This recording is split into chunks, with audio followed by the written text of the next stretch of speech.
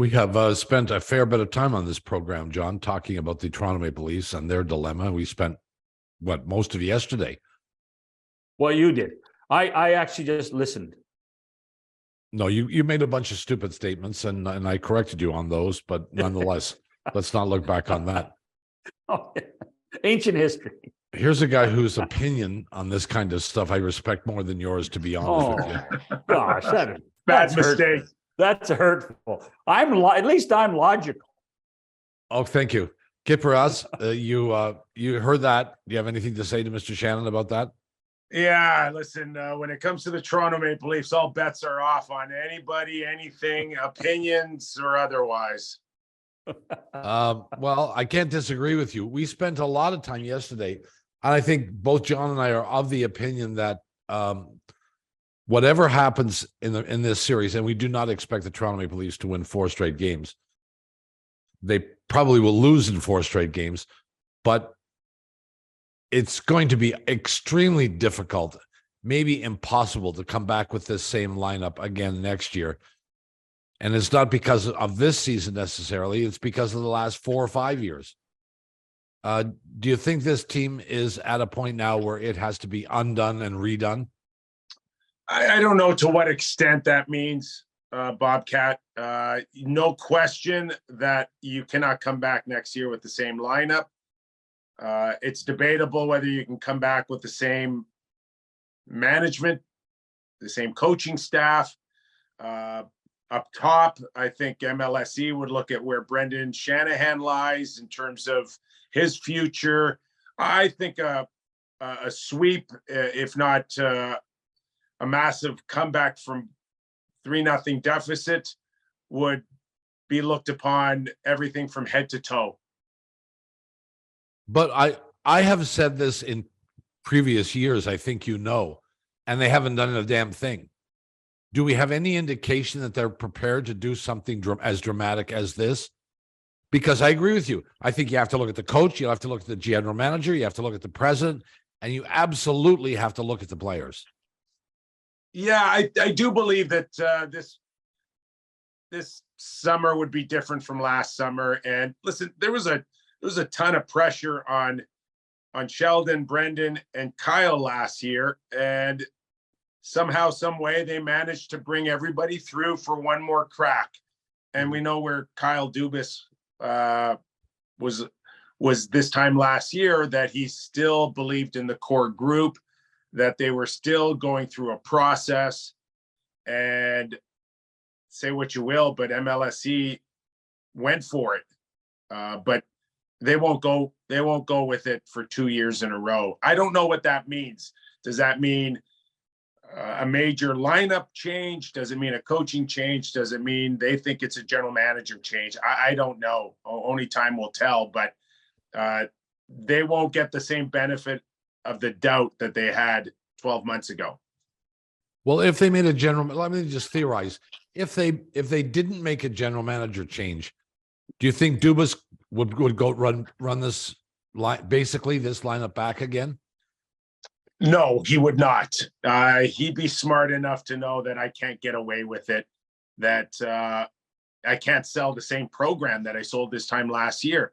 He sat on the podium and he answered with Brendan those questions, and still felt that he could still win with this group. But seeing what's happened in the first 3 games of the second round, and we'll see what happens as early as game 4, or how quietly they want to go away. We'll see what's left of that lineup that he not only doubled down, but Shanny, if I'm corrected, maybe tripled or quadrupled on this current roster. Before, the autopsies are already beginning, and Bob and I started them yesterday.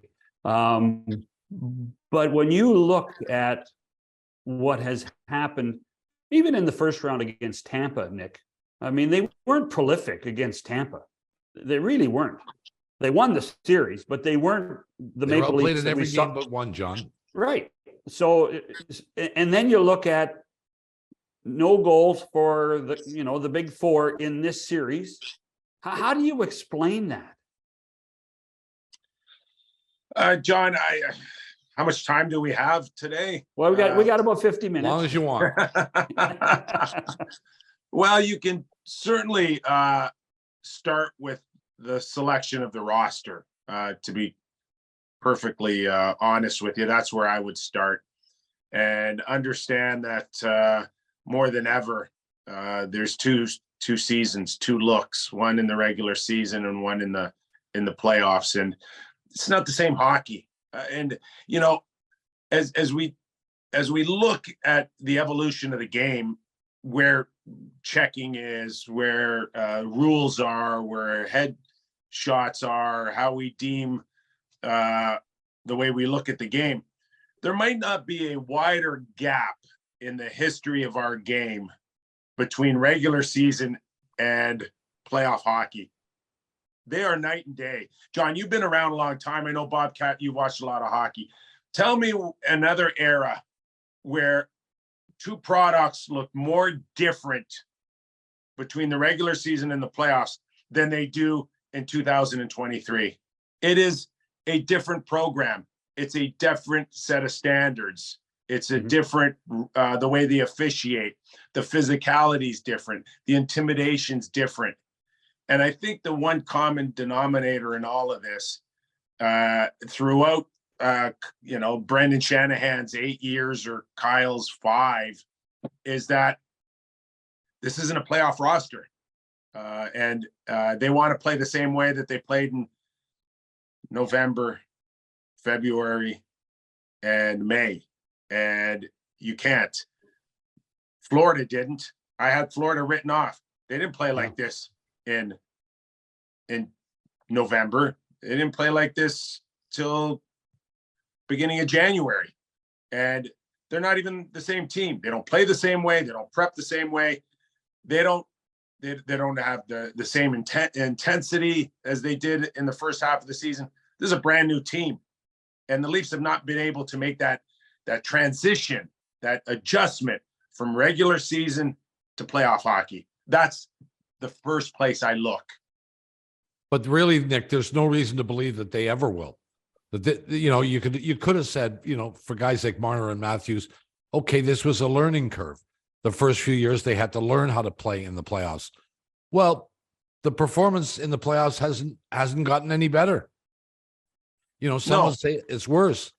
Yeah. So and do you think next year they'll be better in the playoffs? Do you think the year after that? No. It's enough. It's enough. You cannot go to learning process anymore. This is, all these guys are in their prime. It's not to say that they're still not talented players or world-class players, or Austin doesn't have the ability to score 60 goals, or Mitch Marner doesn't have the ability to score 100 points. They're still great players. They're highly skilled. This particular mix doesn't work. They're maybe too skilled altogether. There's not enough truculence, if we want to go back to Brian Burke's words, or intensity, but this core group doesn't mix well together. And they do lack chemistry, maybe because they're kind of all in the same they check all the same boxes, highly skilled. But when it comes to needing a mule or a horse like Matthew Tkachuk or Landeskog, before he got hurt, a bulldozer, they don't have one right now. And that in itself says a lot about maybe where they're missing this time of year. But if you go back and clip both Brendan and Kyle's post-season press conferences, they talk about, we know we have to get grittier. We know we have to be more intense. I mean, there's an awareness that this has occurred. And every year at the deadline, they have tried to do it. But those short-term remedies don't even appear to be a difference maker. Now Nick Foligno got hurt 1 year after he got traded for. Ryan O'Reilly, Ryan O'Reilly is, you're never going to question his effort, but he can't do it by himself. No, nor does he have that truculence that we spoke of. I mean, he's a good, gritty player, but he's not driving. He's not making anybody really look over their shoulder like Bennett does, or Matthew Tkachuk, or even a Barkov on the back check, or the ability to come in, pick up a puck in his own zone and move it out. They lack that. And John, it's just when you look at the lack of success they have, there's a few boxes that they still don't check, and that's just one of them. And I don't want to just say that's a make or break, that this team isn't physical enough or gritty enough.